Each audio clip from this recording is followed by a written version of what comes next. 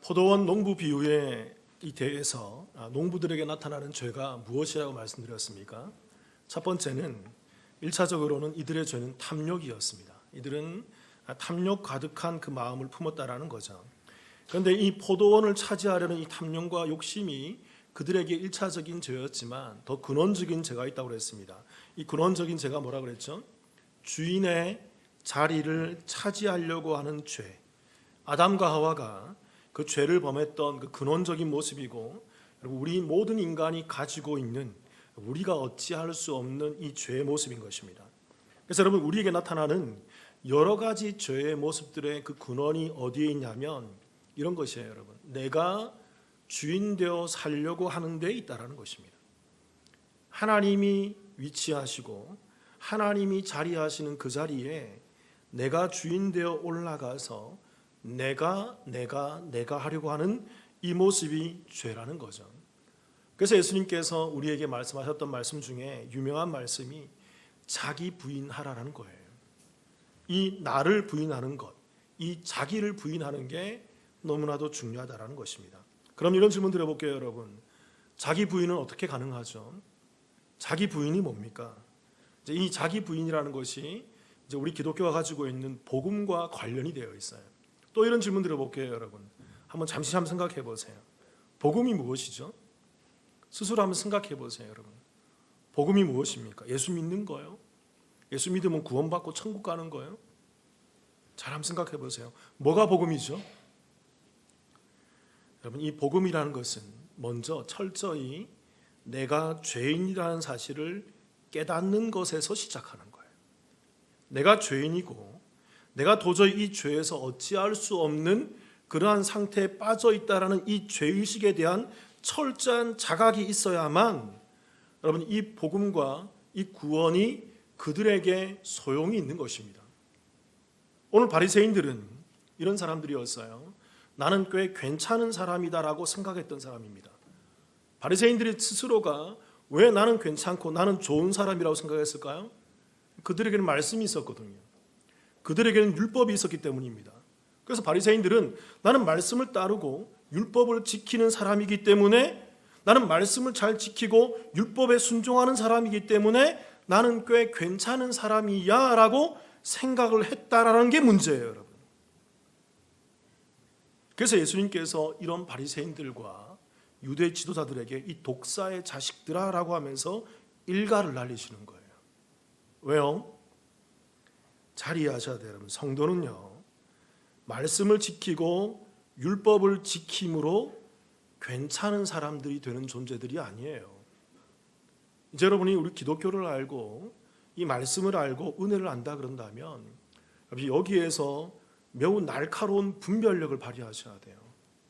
다시 한번 말씀드리겠습니다. 성도는 말씀을 잘 지키고 율법을 잘 지킴으로 괜찮은 사람들이 되는 존재들이 아니라는 것입니다. 이러한 생각들을 이제 내려놓으셔야 돼요. 이게 자기 부인하지 못하는 모습이란 말입니다. 그럼 제가 유일하게 말씀드릴게요. 우리는요, 저와 여러분은 그런 말씀을 지키는데 죄를 범하는 사람입니다. 동의하십니까, 여러분? 우리는 율법을 지키고 있으면서도 율법을 범하는 자의 위치에 있는 자들이에요. 철저히 이걸 깨달으셔야 돼요. 십계명을 어릴 때부터 다윗이한 부살간 도고탐이라고 암송하고 십계명을 줄줄줄 외우는데 여러분, 우리는 십계명을 어기는 자들이란 말입니다. 이게 우리의 실존이에요. 이게 저와 여러분이 안고 있는 우리의 죄성이란 말입니다. 그렇게 여러분, 성도는 말씀과 율법으로 괜찮아지는 자들이 아니에요. 여기에 속지 마세요, 여러분. 이게 바리새인들의, 사두개인들의, 유대인들의 이 왜곡된 신앙의 전형적인 모습이란 말입니다. 성도는 오직 누구의 은혜? 예수 그리스도의 십자가의 은혜를 통해서만, 예수 그리스도의 십자가의 은혜에 의해서만 의로워지는 자들입니다. 이게 기독교의 한 줄 요약이에요. 이게 복음이에요, 여러분.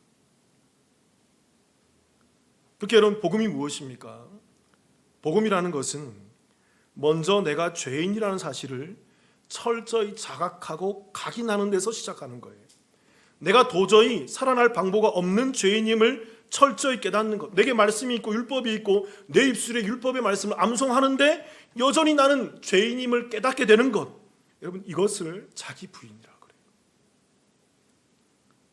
그리고 여러분, 이 자기 부인 속에서 이 죄인됨의 철저한 자각 가운데에서 회개라는 것이 나오게 되는 것입니다. 잘 분별하세요, 여러분. 자기 부인이 되지 않는 자들의 회개를 회개라고 할 수 있을까요? 지난주에도 잠시 언급했지만 내가 죄인이라는 사실을 철저히 깨닫지 못하는 자들의 회개를 어떻게 회개라고 할 수 있겠습니까? 그걸 어떻게 회개라고 할 수 있을까요? 그것은 위선인 것입니다. 그게 외식이에요. 그건 회개라고 할 수 없는 것입니다. 회개는 나의 죄를 온전히 직시하고 내가 죄인 되었고 이 죄를, 내가 어찌할 수 없는 이 죄를 내가 어떻게 해결할 수 없구나라는 이 자학 가운데 시작되어서 회개가 나오고, 이 자기 부인 속에서 이런 나를 대신해서 죽으시고 나를 구원해 주시고 나를 의롭다 여겨주시는 예수님의 십자가에 감격하게 되는 것입니다. 이 죄에 대한 자각과 자기 부인이 없으면요, 저는 분명히 선언합니다. 십자가의 은혜가 감사하지가 않아요. 예수 그리스도의 십자가의 그 은혜와 구속이 감격이 없어요. 무뎌져요. 왜? 나는 꽤 괜찮은 사람이거든요.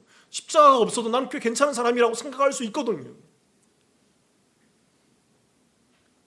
그래서 여러분, 이 은혜가 있고 그 죄에 대한 자각 가운데 이 은혜가 부어질 때, 그 구원이 입혀질 때 그 사람이 그 은혜에 대한 감사와 감격에 의해서 성화된 삶을 살아가기 시작하는 거예요. 그걸 열매라 그래요.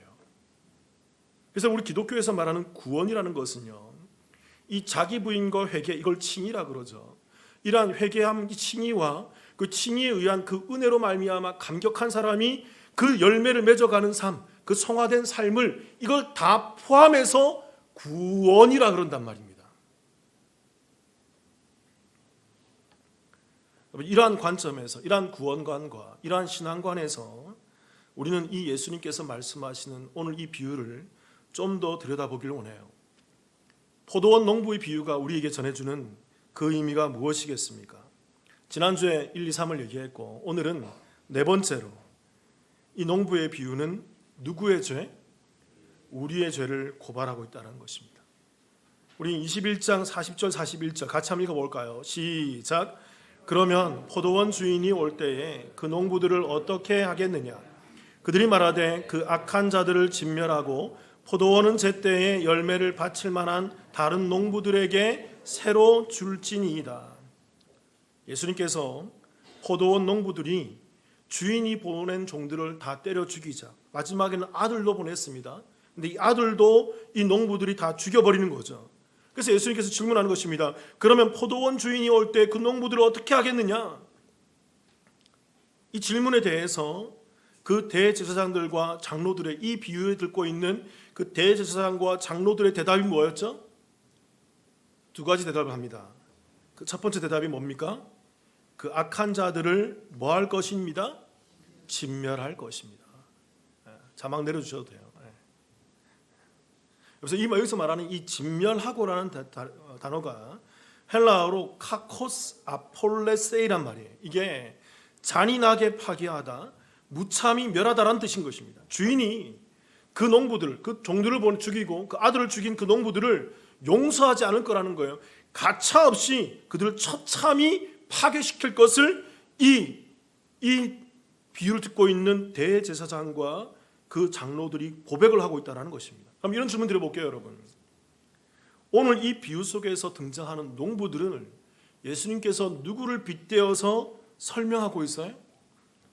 이 농부들, 이 진멸되어야 되고 이 가차없이 파괴되어야 되는 이 농부들을 예수님께서 오늘 누구라고 지적하면서, 누구라고 표적하면서, 누구라고 그렇게 책망하시면서 설교하시는 것입니까?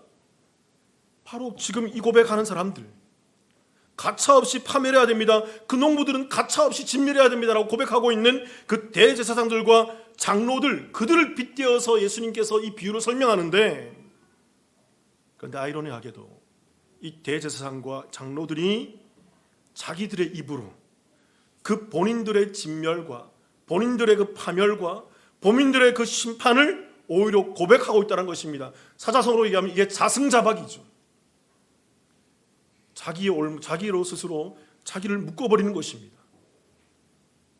자신들의 입으로 자신들의 죄를 고발하고 심판을 선고하는 그 모습, 정말 이상한 모습을 보이지 않습니까? 우리가 구약에 보면 이러한 비슷한 모습이 하나 나옵니다. 꽤 유명한 장면이죠. 유명한 선지자 중에 나단 선지자가 있습니다. 사무엘하 12장에 보면 이 나단 선지자가 다윗에게 와서 한 비유를 설명합니다. 왕이시여, 한 성읍에 부유한 사람이 있고 가난한 사람이 있었습니다. 부자는 송아지와 양이 많았고 이 가난한 사람은 암양 새끼 한 마리뿐이었습니다. 그래서 가난한 사람이 이 암양 새끼를 애지중지 키우고 있는데 어느 날 부자의 집에 손님이 왔습니다. 그래서 이 부자가 손님을 대접하려고 하니까 자기 집에 있는 송아지와 양들이 아까워 보였던 거죠. 그래서 옆에 보니까 그 가난한 사람이 키우고 있는 암양 새끼 한 마리가 있더라는 것입니다. 그걸 잡아와서 이 손님을 대접했다는 것입니다. 이 말이 끝나자마자 다윗이 어떻게 해요? 분노하면서 이런 얘기를 합니다. 여호와의 살아계심을 두고 맹세하노니 이 일을 행한 사람은 마땅히 죽을 자라. 이 일을 행한 사람은 반드시 죽을 거야. 내가 그를 용서하지 않고 하나님도 그를 죽일 거야. 반드시 기필코 꼭 그를 죽게 만들 거야. 그때 나단 선지자가 뭐라고 얘기해요? 다윗, 당신이 그런 사람입니다. 네가 그런 사람이야. 왜요? 다윗이 충신 우리아의 아내 밧세바를 범했고 그것을 무마시키기 위해서 우리아를 살인교사시켰잖아요. 전쟁의 최일선에 들어가서 나머지는 싹 빠지게 만들고 혼자 남겨서 결국은 죽게 만들었던 정말 추악하고 정말 잔인하고 정말 모진 죄의 모습을 보였잖아요. 그걸 빗대어서 그렇게 예로 들고 비유로 설명하는데 다윗이 자기인 줄 모르고 자기 자신에 대해서 그렇게 파멸을 선고하는 거죠. 다윗의 자승자박인 것입니다. 사랑하는 성도 여러분, 이 오늘 비유에 나오는 이 농부들을 진멸해야 한다라고 외치는 이 대제사장들과 장로들의 외침과 그런 일을 행한 사람은 마땅히 죽을 자다라고 외치는 이 다윗의 외침이 과연 그들만의 외침일까요, 여러분? 자신들의 죄를 깨닫지 못하고 인면수심하여서 양심이 없는 그들만의 그 죄악된 그 못된 사람들만의 외침입니까, 여러분? 우리나라 해야 돼요. 오늘 성경이 이 말씀을 우리에게 던져주는 이유는 이 대제사장들과 장로들의 모습이 바로 누구의 모습이다? 저와 여러분의 모습입니다. 다윗의 모습이 바로 누구의 모습이다? 저와 여러분의 모습이에요. 성경은 이들을 통해서 저와 여러분, 나의 죄가 바로 이 다윗과 같고 이 대제사장과 같고 그 장로들과 같으며 그 바리새인과 사두개인과 같은 그 죄를 범하고 있음을 우리 가운데 던져주고 고발하고 있단 말입니다. 그래서 예수님께서 이 땅에 올 수밖에 없었음을 얘기하는 거예요. 우리에게는 그 어떤 선한 것이 나올 수 없기 때문입니다. 우리는 어떤 것도 선할 수 없어요. 여러분, 우리는 그래도 꽤 괜찮은 사람이다. 아니요, 목사님, 저는 좀 그래도 좀 괜찮고 나은 사람이지 않습니까? 그 말한 그 고백이 인면수심의 다윗의 모습이에요. 나는 좀 말씀 잘 지키고 나는 좀 괜찮고 나는 어릴 때부터 잘 살아왔고, 그 모습이 바로 대제사장과 장로들의 자승자박하는 모습입니다. 우리가 바로 다윗이고 우리가 바로 죄인이기 때문에 예수님께서 오셔야만 했어요. 오실 수밖에 없어요. 꼭 오셔서, 반드시 오셔서 나를 대신해서 죽으시고 내 죄를 사해 주시는 그 십자가의 은혜가 꼭 필요했단 말입니다. 오늘 포도원 농부의 비유가 의미가 무엇일까요? 다섯 번째는 따라해 보겠습니다. 열매 맺는 신앙이다. 마태복음 21장 40절 41절을 같이 한번 읽어볼까요? 다시 한 번 더 시작. 그러면 포도원 주인이 올 때에 그 농부들을 어떻게 하겠느냐? 그들이 말하되 그 악한 자들을 진멸하고 포도원은 제때에 열매를 바칠 만한 다른 농부들에게 새로 줄지니이다. 그러니까 이 대제사장들과 이 장로들은 자신들의 죄에 대해서 자승자박하면서 그들은 진멸해야 됩니다라고 말하면서 두 번째로 하는 대답이 있어요. 그 두 번째 대답이 뭡니까? 포도원은 제때에 열매를 바칠 만한 다른 농부들에게 따로 새로 주어야 한다라고 외치고 있다는 것입니다. 여기서 말하는 이 바칠이라는 단어, 바칠 만한 할 때 바칠이라는 단어가 헬라어로 이게 아포디돔이란 말인데, 이 말이 가지고 있는 뜻이 도로 주다, 되돌리다. 무슨 말이냐면 원래 있던 곳으로 되돌아가게 한다라는 그런 의미가 있어요. 그러니까 무슨 말이냐면 제때에 열매를 바칠 만한 농부들이란 이 말은 그 원어적인 의미를 살펴보면 제때에 열매가 본래 사람에게, 본래의 자리로 본래 주인에게 되돌려주는 농부들이라는 그런 의미를 가지고 있단 말입니다. 그러니까 여러분, 이 포도원에 있던 열매는 농부들의 것이 아니라 누구의 것이다? 주인의 것이다. 그래서 주인의 것이기 때문에 주인이 맺게 하고 주인이 것이기 때문에 주인에게 되돌려주는 거예요. 그래서 이런 농부들에게 포도원이 주어져야 된다라고 얘기하고 있다는 것입니다. 우리가 여기서 중요하게 봐야 될 것은 이겁니다. 말씀에 나와 있는 것처럼 그 다른 농부들이 있다는 거예요. 이 다른 농부들이 가지고 있는 신앙관을 우리는 살펴볼 수 있어야 돼요. 다른 농부들이 가지고 있는 신앙관이 무엇입니까? 열매가 내 것이 아니라는 거. 원래 종들을 때려 죽이고 아들을 때려 죽였던 농부들은 어떤 사람들이에요? 열매는 내 것이야. 포도는 내 것이야. 이건 내 것이고 내가 주인 되는 삶이야. 자기 부인하지 못하는 그 율법 교사들의 삶이잖아요. 그런데 이 다른 농부들은 열매는 내 것이 아니기 때문에 되돌려줄 수 있는 자들이라는 것입니다. 그래서 이들은 주인에 의해서 열매가 맺어짐을 잘 아는 자들이라는 거예요. 왜요? 지난주에 나눴잖아요. 주인이 이 포도원 땅을 일구었고, 이 땅을 일구고 이 땅 위에 주인이 포도나무를 심었고, 또 주인이 포도나무 심고 그 주변에 울타리를 둘렀고, 또 주인이 이 울타리를 둘렀을 뿐만 아니라 즙 짜는 틀도, 열매가 맺어지면 즙을 짜는 즙 짜는 틀도 만들었고, 또 주인이 이 포도원 가운데 망대까지 세워서 이 주인이 모든 것을 다 일구었어요. 그리고 주인이 그 농부들에게 맡겨주기까지 했어요. 네가 관리해. 너 청직이야. 그렇게 여러분, 이 포도원에서 열매가 맺어지게 되는 이유는 이런 거예요. 농부들이 열심히 땀을 흘렸기 때문이 아니라, 농부들이 뭔가 열심히 많이 했기 때문이 아니라, 농부들이 열심히 열매가 맺히도록 열심히 뭔가 노력하고 순종하고 뭔가를 말씀을 잘 지키고 뭔가를 많이 했기 때문에 열매가 맺어지는 게 아니라, 열매라는 것은, 이 포도원에 있어서의 열매는 누가 맺도록 한 거예요? 주인이 맺도록 만들어 놓은 거예요. 맺을 수밖에 없는 거예요, 여러분. 주인이 처음부터 끝까지 모든 것을 다 만들어 놓고 이 포도원에는 당연히 열매가 맺어지게 되어 있는 것입니다. 그 가운데 농부들은 그냥 관리인일 뿐이에요. 청지기일 뿐이에요. 그래서 이 주인의 공로와 이 주인의 은혜와 이 주인의 열심을 아는 자들이 그 열매가 맺어지게 될 때, 아, 이것은 내가 맺은 것이 아니라 나의 순종과 나의 노력과 나의 행위로 맺어진 게 아니라 주인이 맺도록 한 것 가운데 나는 그냥 관리한 것밖에 없구나. 그래서 깨닫고 철저히 그 열매를 주인에게 돌려드릴 수, 이건 주인이 맺으신 것입니다. 주인이 맺도록 만든 겁니다. 이건 주인 것입니다. 라고 돌려드리는 신앙. 그게 바로 다른 농부들이 가진 신앙. 신명기 8장 17절과 18절을 제가 읽어볼게요. 그러나 내가 마음에 이르기를 내 능력과 내 손의 힘으로 내가 이 재물을 얻었다 말할 것이라. 18절, 내 하나님 여호와를 기억하라. 그가 내게 재물 얻을 능력을 주셨습니다. 이같이 하심은 내 조상들에게 맹세하신 언약을 오늘과 같이 이루려 하심이라. 불의한 농부들, 악한 사람들은요, 세상 사람들은요 이렇게 얘기합니다. 내 능력과 내 손의 힘으로 내가 이 재물을 얻었다. 내가 누리고 있는 건 내 힘이지 않느냐? 내가 가지고 있는 건 내 능력이지 않느냐? 내가 이만큼 쌓아 올린 건 내 노력과 내 수고와 나의 지식과 나의 노력이지 않느냐? 나의 행위이지 않느냐? 아니에요, 여러분. 저에게 있는 것도 여러분에게 있는 것도 제 것이 아니고 여러분 것이 아닙니다. 여러분, 나조차도 이 땅에 존재하는 나조차도 하나님께서 창조하지 않으시면 존재할 수 없는 거예요. 야, 이제 그만하고 돌아와 그러면 우리는 딱 거기서 숨이 거두게 되어 있는 것입니다. 하나님 만드신 모든 것, 이 땅에 있는 모든 것 내가 창조했나요? 내가 만들어내었나요?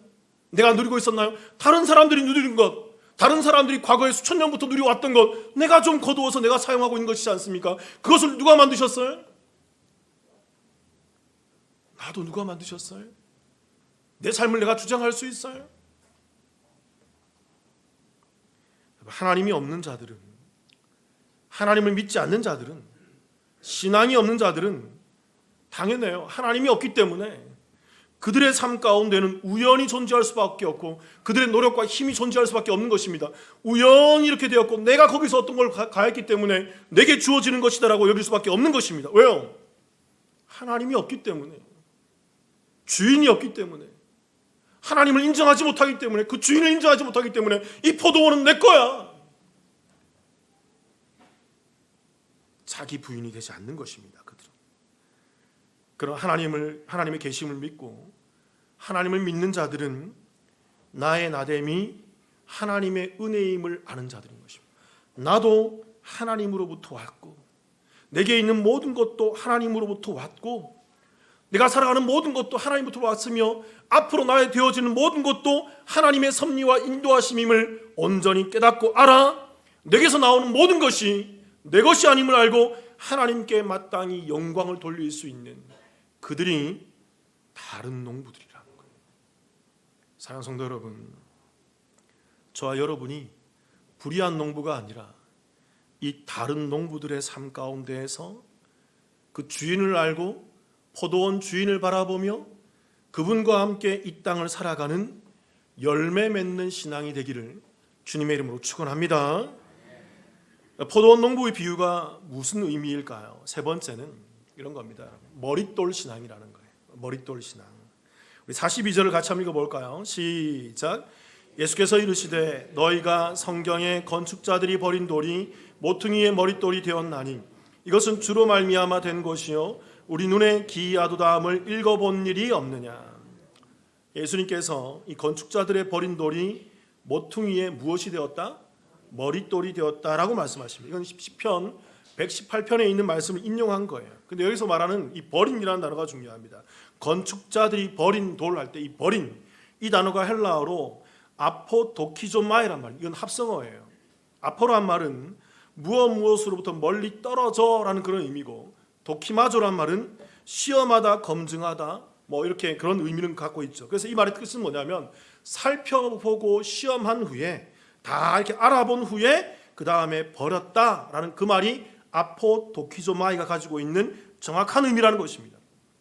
여기서 말하는 이 건축자들이 버린 돌 할 때 건축자들은 유대인들을 얘기해요. 종교 지도자들을 얘기해요. 여러분 이들은 성경 전문가들입니다. 구약 성경을 창출레민신 모세오경을 히브리 원어로 암송하는 자들이에요. 모든 것을 다 그 성경을 열심히 알고 열심히 읽고 성경에 대한 전문가들인 것입니다. 그런데 여러분 이들이 예수 그리스도, 그 버린 돌이신 예수 그리스도를 자세히 살펴보고 검토해보고 시험해보고 증명해보았다는 것입니다. 그런데 판정을 내렸다는 것입니다. 어떻게 해요? 이 예수 그리스도의 돌은 쓸모가 없어. 이 예수 그리스도의 돌은 우리한테 필요가 없어. 그래서 우리에게 소용이 없어. 왜요? 그들은 그동안 율법을 지켜왔고 율법을 수호해왔고 말씀을 잘 순종해와서 그 순종의 탑이, 그 율법의 탑이 쭉 쌓였는데 예수 그리스도의 돌이 이것을 다 깨부시거든요. 그거 아니야. 그거 아니야. 너희들이 그렇게 선하다고, 너희들이 그렇게 해서 좋아진다고, 천만의 말씀, 이 독사의 자식들아, 이 외식하는 자들아 하면서 예수님께서 그들의 모든 쌓아놓은 탑을 다 깡그리 무너뜨리고 아예 평지로 만들어버리기 때문에 이들이 예수님을 인정할 수가 없는 거예요. 아니야, 나로 말미암아 구원받는 거예요. 내가 너희들을 위해서 대신 왔고 내가 어린 양이고 그 제사와 그 성전과 그 모든 구약에 있던 거 나란 말이야. 그 내가 이 땅에 성전으로 왔고 내가 이 땅에 그 어린 양으로 왔고 내가 이 성전 안에서 내가 어린 양으로 온전한 제물, 참 성전으로 참 제물을 내가 바치기 위해서 이 땅에 왔단 말이야. 이제는 내가 너희들의 구원의 단초가 된단 말이야. 이 은혜의 십자가를 이들은 인정할 수가 없는 거예요. 아무리 검증해봐도, 아무리 생각해봐도. 그래서 그 예수 그리스도의 그 도를 버리게 되는 것입니다. 그래서 그 뒤에 말씀 보면 이렇게 된 것이 우리 눈에 기이한 것이 아니냐라고 얘기합니다. 이 기이하다는 말도 이게 다우마스토스란 말인데 이게 경이로운, 놀라운, 충격적이라는 거예요. 무슨 말입니까? 여러분, 세상의 원리로 보면 세상의 이치와 우리는 이런 데 익숙해요. 여러분, 우리 어릴 때부터 이렇게 배워왔기 때문에 우리는 이런 신앙관과 이런 교육관이 우리에게 익숙합니다. 왜요? 뭔가를 하면 결과가 있다는 것입니다. 원인과 결과로 우리는 그러한 인과의 원리로 우리는 이 땅에서 그렇게 자라왔고 그렇게 배워왔고 그런 식의 신앙과 그런 식의 교육을 배워와서 그런 식이 우리 가운데 몸에 배어 있어요. 우리는 은연중에 우리 모든 인간은 여기에 익숙해져 있어요. 이게 세상의 윤리고 세상의 도덕이고 세상의 이치란 말입니다. 그렇기 때문에 유대인들이 말씀을 잘 지키고 말씀을 잘 따르고 말씀에 열심히 순종하면 내가 꽤 괜찮은 사람이고 내가 구원의 그 조건이 되는 것이고 이게 바로 옳은 거지. 그래서 말씀을 잘 지켜야 돼. 말씀을 순종해야 돼. 말씀 앞에 엎드려야 돼. 그런데 예수님이 오셔서 이걸 다 무시해버리는 거예요. 아니야, 그런 거 아니야. 아무것도 하지 않아도 그 세리들과 그 창기들에게 그 범죄한 강도들에게 너 아무것도 하지 않아도 너 말씀을 따르지 않았다 하더라도 말씀을 지키지 않았다 하더라도 말씀에 순종하지 않았다 하더라도 너는 나를 통해서 의로워지는 거야 라고 말하는 하나님의 은혜가 이들에게는 기이한 거예요. 충격적인 거예요. 앞뒤가 맞지 않는 거예요. 어떻게 그런 게 있을 수 있어? 그리고 이 은혜를 통해서 성령에 의해 열매가 맺어지게 되는 것들이 그 사이와 오자양충 온절 그 사랑부터 절제까지 맺어지는 그 성령의 열매들이 이들에게는 기이하고 이상하고 충격적이며 돌발적인 거란 말입니다. 이해가 안 되는 거예요. 어떻게 그렇게 열매들이 맺어지는 거야?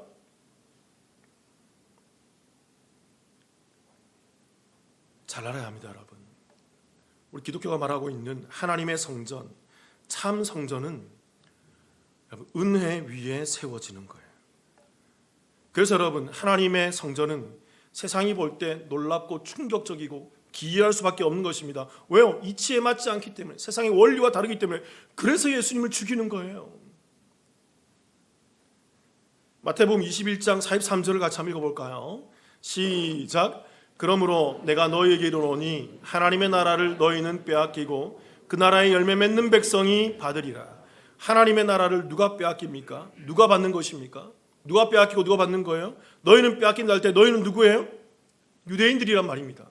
종교 지도자들이란 말입니다. 율법을 잘 지키고 순종하고 말씀을 잘 지킨다라는 그들이란 말입니다. 그들은 율법을 다 지키지도 못하면서 지킨다라고 착각하는 자들이에요. 그들은 잘 순종하지도 못하면서 순종한다라고 착각하고 있는 자들이에요. 그들은 의롭지 않으면서 의롭다라고 착각하는 자들이에요. 그들이 하나님의 나라를 빼앗기는 것입니다. 왜요? 그 자기 부인하지 못하는 신앙과 그 율법주의 신앙 가운데 그들이 내려올 수 없기 때문에, 하나님의 자리에 그들의 삶의 자리를 내어드릴 수 없기 때문에. 그러나 여러분, 열매 맺는 백성은 하나님의 나라를 유업으로 받게 됩니다. 왜요? 이들이 왜 열매를 맺어요? 포도원이 내 것이 아니라 누구 것임을 알기 때문에, 주인의 것임을 알기 때문인 것입니다. 이 열매는 내가 맺는 것이 아니라 주인이 다 맺어 놓은 것이고, 주인이 다 맺어가는 것이고, 주인이 나를 통해서 이 포도 열매에게 다 맺어지도록 내게 주신 것이기 때문에, 이것을 아는 자들이 주인에게 모든 영광을 돌려드릴 수 있거든요. 나는 한 것이 없습니다. 나는 하지 못했습니다. 나는 순종조차도 하지 못하고, 나는 말씀조차도 잘 지키지 못하며, 나는 올 초에도 말씀 일독하려고 열심히 노력했는데 잘 안 되는 사람입니다, 여전히. 그래서 나에게는 어떤 선한 것도 나오지 못함을 아는 이 자기 부인하는 자들, 이들에게 하나님의 은혜가 부어져서 이들이 그 은혜에 의해서 주인이 맺어놓은 그 열매를 수확하게 되는 거예요. 요즘 우리 교회에서 요즘에 출애굽기를 나누고 있습니다. 출애굽기를 나누면서 제가 좀 그 강세를 주고 있는 부분이 뭐냐면 6월절과 무교절이에요. 6월절과 무교절의 의미를 아십니까? 6월절이 뭐죠? 간단하게 설명하면 이런 겁니다. 6월절은 구원에 있어서 이스라엘의 노력과 공로가 없음을 말하는 거예요. 우리가 출애굽기를 보면 아지만 오직 어린 양의 피가 발린 집만 구원을 받는 것입니다. 이스라엘이 아무리 착한 집이라 하더라도 어린 양의 피가 발리지 않으면 죽어요. 애굽에서 아주 나쁜 사람이라도 어린 집에 어린 양의 피가 그 집에 발려 있으면 그 집은 살아나는 것입니다. 구원은 그런 거예요, 여러분. 애굽 사람이든 이스라엘 사람이든 유대인이든 상관없어요. 어린 양의 피가 발려져 있어야만 사는 거예요. 나의 공로와 나의 행위가 아니란 말입니다. 그리고 여러분, 이 6월절에 이어서 무교절이 이어지는 거예요. 무교절이 뭔지 아십니까, 여러분? 무교절은 유교병, 이 유교병이 든 떡을 먹지 않는 것을 무교절이라. 그래서 무교병을 먹어야 돼. 무교병, 누룩이 없는 떡을 먹어야 되는 거죠. 그럼 누룩이 무엇이죠? 마태복음 16장 6절을 예수님께서 얘기하십니다. 제가 읽어볼게요. 예수께서 이르시되 삼가 바리새인과 사두개인들의 뭘 주의하라? 누룩을 주의하라 하시니, 예수님께서 바리새인들과 사두개인들의 누룩을 주의하라 합니다. 그러니까 바리새인들과 사두개인들의 누룩이 뭐죠? 누가복음 12장 1절에 보면 이런 말씀이 있습니다. 같이 읽어볼까요? 시작. 그동안에 무리 수만 명이 모여 서로 밟힐 만큼 되었더니 예수께서 먼저 제자들에게 말씀하여 이르시되 바리새인들의 누룩 곧 외식을 주의하라. 바리새인들의 누룩은 외식인 것입니다. 그래서 여러분, 외식이라는 단어가 헬라어로 휘포크리시스란 말인데, 이게 기만, 위선, 조작된 모습, 연극 배우가 연기하는 것, 그걸 외식이라 그래요. 그걸 휘포크리시스란 말한단 말입니다. 그래서 여러분, 바리새인들은 이 외식하는 이 신앙으로 말미암아 우리는 많은 사람들이 바리새인들이 척하는 신앙을 한다, 아니면서 척하고 아니면서 연기하는 신앙을 한다라고 이해해요. 맞습니다. 1차적으로는 그런 의미가 있어요. 근데 제가 여러분께 좀 더 깊이 설명드렸죠. 바리새인들과 사두개인들은 척하는 모습을 가지고 있었지만 우리가 일반적으로 보고 외형적으로 볼 때 이들은 매우 신실한 사람이었어요. 매우 경건한 사람이었어요. 이들은 매우 열심히 자기 몸을 쳐서 열심히 기도하고 배나도 전도하고 열심히 말씀을 읽고 암송하고 묵상하며 열심히 금식하는 자들이었어요. 여러분, 우리 교회에서 늘 얘기하지만 우리 교회에서 자신합니다. 바리새인과 사두개인보다 더 나은 사람 아무도 없어요. 솔직히 그 행위에 의해서 볼 때 이들은 정말 경건한 사람들이에요. 정말 신실한 사람들이란 말입니다. 이들은 정말 그 행위와 행동에 있어서 뭐라고 흠을 잡을 수 없을 정도로 매우 신실한 삶을 사는 사람들이었단 말입니다. 그런데 이들의 모습이 왜 외식이 될까요? 이들에겐 뭐가 없어요? 뭐가 없어요? 예수 그리스도의 은혜가 없는 상태에서 이 행위와 이 삶을 사는 자들이라는 것입니다. 자신들의 행위로, 신실한 행위로 뭔가를 성취할 수 있고 이룰 수 있다라고 주장하는 자들이란 말입니다. 그래서 예수님께서 이런 바리새인들의 누룩을 조심하라는 거예요. 이런 누룩 조심하라는 거예요. 이게 겉으로 보면 잘 표가 안 나는 것입니다. 누룩은요, 은혜를 제외하고 은혜를 배격하고 은혜를 무시하고 은혜에 대해서 삭감시키며 은혜에 대해서 감하며 은혜에 대해서 그 어떤 것도 그 모든 것들을 어떤 식으로든 위축시키며 자기의 행위와 공로와 율법주의, 노력과 수고와 순종을 드러내는 신앙이에요. 그래서 예수님께서, 하나님께서 이스라엘 백성들에게 이 유교절에 이어서 6월절에 이어서 무교절을 지키게 하는 것입니다. 누룩을 뺀 신앙, 누룩과 이 외식을 뺀 신앙, 그 무교병만 먹게 하는 거죠. 구원은 철저히 구원받음도 광야 생활하는 것도 누구의 은혜라는 거예요? 누구의 은혜라는 거예요? 철저히 하나님의 은혜를 구원받게 하는 것도 피에 의한 하나님의 은혜고, 그들이 이 땅을 살아가는 것도 누룩을 뺀 신앙, 자신들의 행위가 아니라 하나님이 그들에게 이끌어가게 만드시는 하나님의 역사라는 것입니다. 하나님의 행위라는 것입니다. 하나님의 능력이라는 것입니다. 그걸 성화라 그래요, 여러분. 구원은 철저히 하나님의 주권이고 하나님의 은혜인 것입니다. 우리는 이 광야와 같은 세상을 이 은혜로 말미암아 살아가고 이 은혜에 의한 열매를 맺어야 되는 거죠. 그래서 한 신학자가 이렇게 얘기해서 따라해 볼게요. 성도는 무교절을 사는 자들이다. 그 누룩을 빼야 된다는 것입니다. 인간의 공로와 행위와 그 번영주의와 기복주의를 제거하고 오직 십자가의 은혜만 붙들고 살아가야 한다는 거죠. 자, 마지막으로 이거 설명드릴게요, 여러분. 누룩이 빵이나 떡에 이 누룩이 들어가면 빵이나 떡은 쉽게 부풀려져요. 쉽게 부풀어 오르고 쉽게 번창하고 쉽게 번성합니다. 이 누룩이 들어오면, 교회도 마찬가지예요, 여러분. 교회도 이러한 누룩과 행위가 들어오면 쉽게 교회가 성장하고 쉽게 교회가 번영하는 것입니다. 쉽게 교회가 이렇게 올라가는 거죠. 누룩이 들어오면. 또 여러분, 누룩은 뭐냐면, 누룩이 들어오면 빵에는 맛이 있어져요.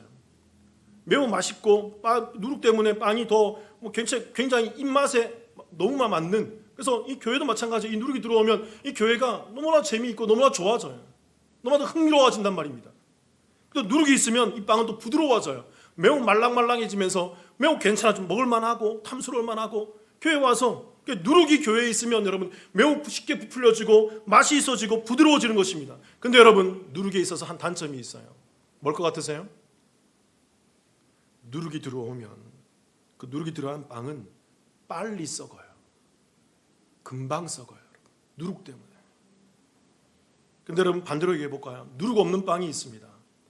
누룩 없는 빵은 뭘까요? 부풀려지지가 않아요. 쉽게 성장하지가 않아요. 쉽게 커지지가 않아요. 계속 그 상태만 있어요.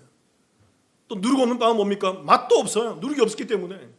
정말 이 건조하죠. 밀가루만 만나면서 정말 맛이 없어요. 정말 이렇게 맛이 없을 수가 없을 정도로 정말 맛이 없어요. 또 여러분, 누룩 없는 빵은 뭡니까, 여러분? 딱딱해져. 부드럽지 못하고 딱딱합니다. 먹기에 너무 불편해요, 여러분. 근데 반대로 누룩이 없는 빵은 뭐가 길까요? 유통기한이 길게 가는 거죠. 잘 아셔야 돼요. 우리 안에 있는 누룩을 빼야 돼요. 우리가 생각하는 신앙의 누룩을 빼셔야 돼요. 쉽게 가는 길, 재미있게 가는 길, 좋고 편하게 가는 길, 그 넓은 길, 그 세상의 행위주의와 윤리와 교육이 말하고 있는 그런 뭔가를 하면 얻게 되는 그런 세상의 이치들을 내려놓으셔야 돼요. 그게 누룩이에요. 무교봉은, 누룩 없는 빵은 오직 은혜예요. 이게 참 쉽지 않은 길입니다. 이게 참 찾아가기 어려운 정말 좁은 길이에요. 외길이에요. 쉽게 발을 헛디딜 수가 있어요. 너무 무미건조하고 너무 맛이 없는 거예요. 쉽게 뭔가 어떤 결과가 나타나지 않는 것입니다. 그럼에도 불구하고 성도는, 이 6월절에 오직 은혜를 입은 성도는 이 무교절에 이 무교병을 먹고 이 땅을 살아가야 한다는 것입니다. 사랑하는 성도 여러분, 저와 여러분이, 그리고 우리 남북교회가 이 오직 은혜만을 추구하며 은혜로 말미암는 구원과 그 은혜로 말미암는 열매를 맺어가는 참 구원을 이루어가는 교회이기를 주님의 이름으로 축원합니다. 같이 한번 기도하십시다.